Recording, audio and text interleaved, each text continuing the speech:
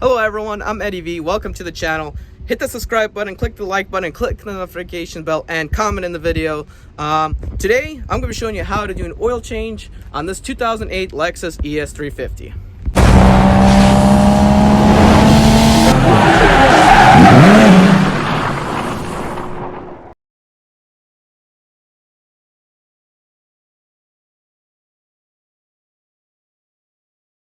Okay guys, so the first thing you want to do is set up these metal brackets, these metal ramps right here. I like these because these are super heavy duty, not the plastic junk. These have been serving the family for like 15 plus years. The Lexus is higher off the ground, so I highly doubt you would need to put any wooden boards around here. What I usually do with my Mazda, I put a wooden board around here. That way it drives up the ramp and doesn't, does not scrape. Alright guys, as you see here, I still had to put the wooden boards down in here because the car was still straight. So it's always wise to put those wooden boards, that way you don't scrape anything in your car. So the next thing you do guys is you're gonna set the parking brake, make sure it's in park.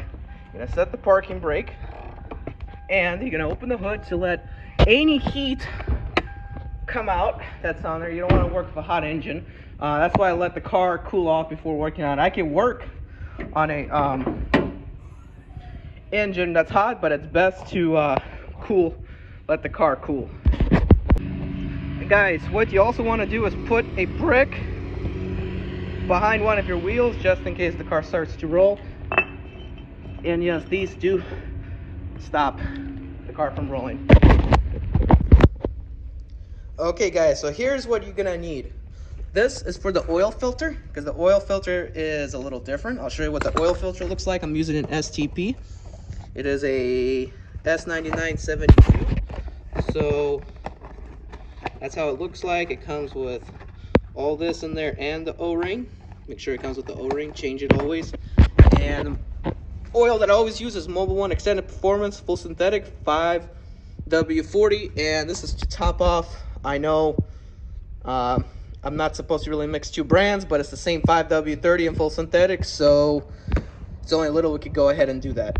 You also need an oil pan to fill up the oil, and for the oil nut you need a 14mm one. That's all you need, and preferably a crawler. And if you have gloves, go ahead with gloves, but I'm kind of out of gloves right now, so I am going to go ahead without gloves. And here's what you do first, guys. The first thing you're gonna do is you're gonna center the oil pan. The oil pan where you're gonna drain your oil to under the car's oil pan by the drain plug right up there. So once you do that, make sure the cardboard is underneath. You need cardboard just in case you make a small spill. It'd be easier to clean it up. So right there, you want to center it over there and get your crawler and loosen the 14mm nut. Also, when you're down there, grab some towels because your hand's gonna get a little messy. Alrighty guys, so I don't know if you guys can see, but the nut right here that we need to loosen on the oil pan is over here. So you're gonna grab your 14 and turn it counterclockwise. I'm using the one so I need to get some leverage to push it, but it comes off easy. This guy didn't over tighten it, and then all you do is unscrew it like this. We'll find out in a minute if it's oil, but I think it's most likely oil. The transmission is right here, fluid. So, yep, it's oil. Perfect, and that's where you grab your paper towels and carefully make sure you're not dripping. That's why you also got your cardboard, and you wipe this off and wipe your hands off, and then you let it drain. Okay guys, so I don't know in the video if you could see that most of it already drained out, so carefully what you need to do is put it back in. It's gonna be a little dirty, don't be afraid to get your hands dirty. Tighten the hand tight, wipe your hands, wipe the surround up here. Next what you're gonna do is, let's see here, make sure you're doing it right. Just tight enough so it doesn't come loose, but not too tight. You don't want it too tight. So this is tight enough I can't get it untied in my hand, so that's how you're gonna do it tight.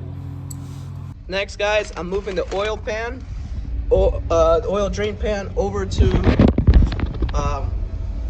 this right here, which is the oil filter.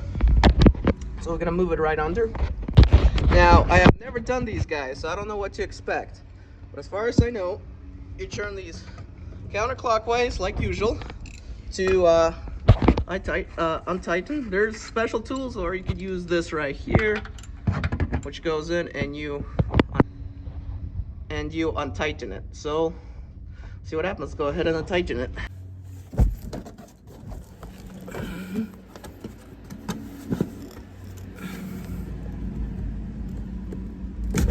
There you go.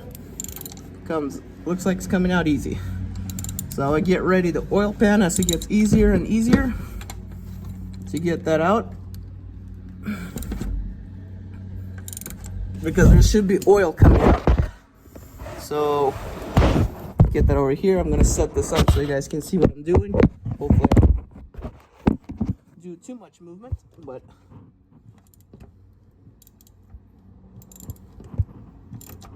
it's coming out easy. I'd say this is a little bit easier than changing regular oil filters because of this right here, but I'm still not, I still like the regular oil filters better because I think they do a better job than these paper type ones. So we're gonna grab this slowly out of here.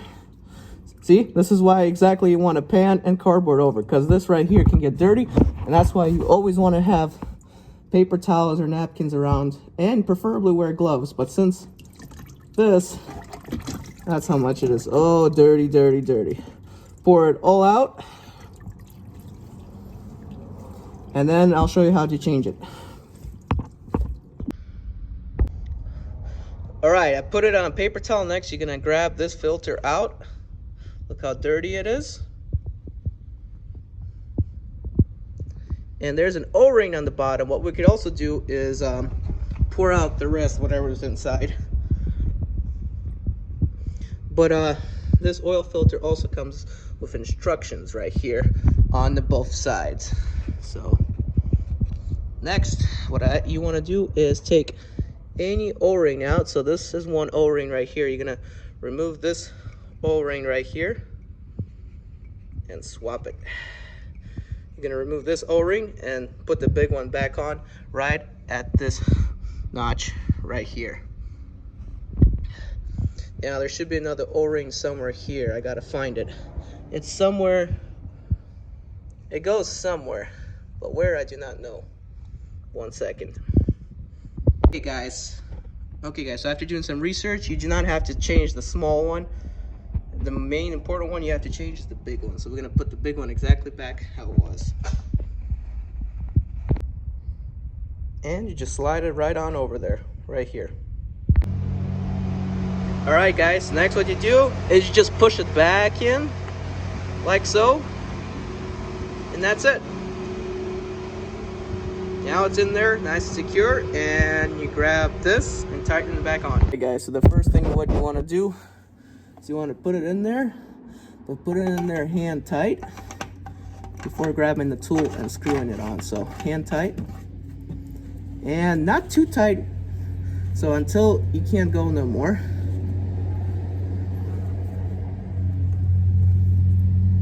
All right, and then you grab your tool and you just do a few turns.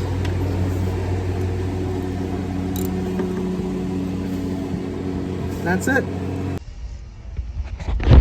All right guys, so after you tighten that down, you could take the oil pan carefully and gently out of underneath with the cardboard. From out underneath of the car.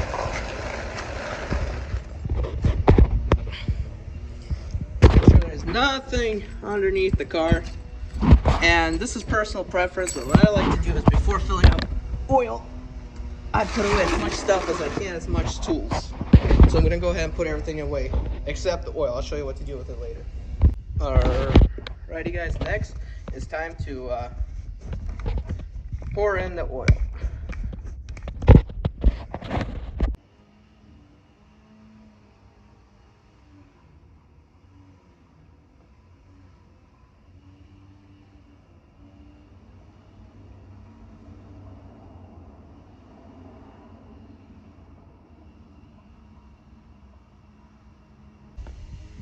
Alright, after pouring 5 quarts in, I want to go ahead and check the oil level. This car is on an angle, guys, so you gotta be careful.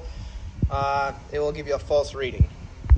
Okay guys, I don't know if you can see that, but you can see the difference here where it's oil, good oil, and where it is. So it's right there. I could start the car if I want, but I'm gonna go ahead and pour another quart in just because this car takes a little over 6 quarts of oil. So I'm gonna put in one last quart, and then you want to test run your car for 3 minutes to make sure there's no leaks coming out of the oil filter or oil pan.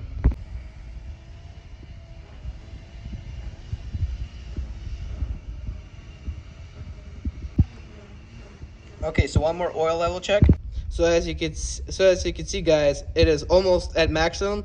So when the car is gonna be back at level ground instead of an angle, it's gonna be at the right level. I'm gonna check it just to make sure. But now let's go ahead and start the car.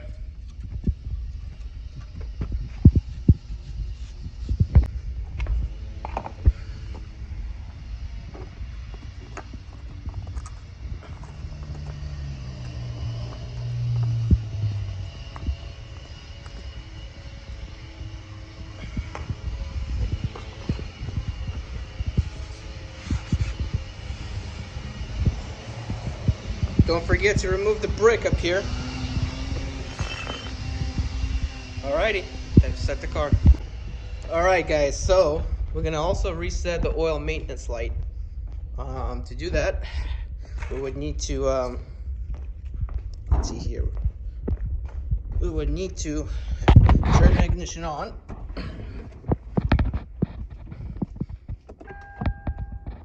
Okay, ignition on. And then we're gonna go to trip,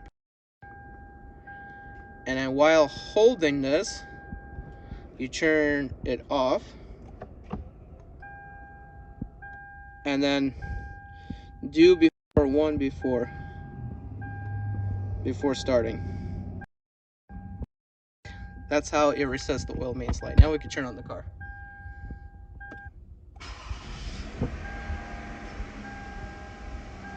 Check completed.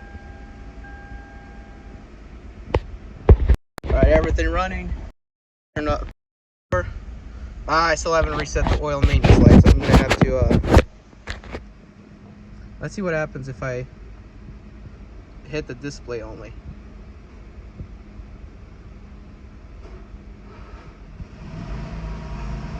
I'll figure it out.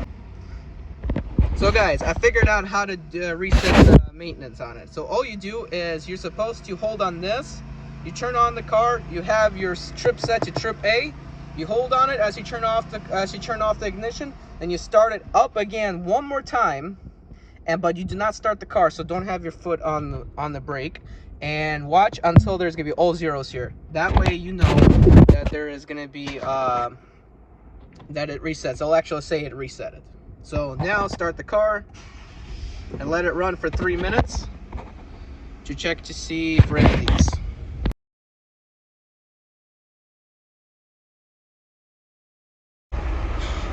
Alright, the car ran for 3 minutes, no leaks or drops or any kind, good to go. Alright guys, one last step to do is to check the oil level on level ground. And guys, as you can see, I am not quite level, but level enough. This is enough oil for your engine. Good to go.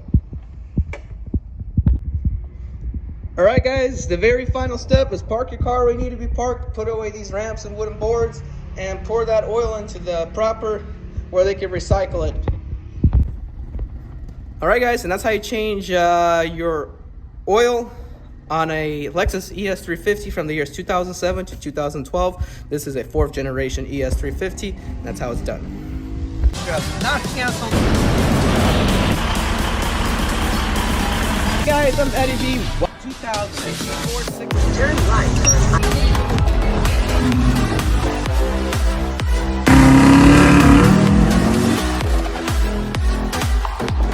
This particular package. Driving attempt on the 6 Series.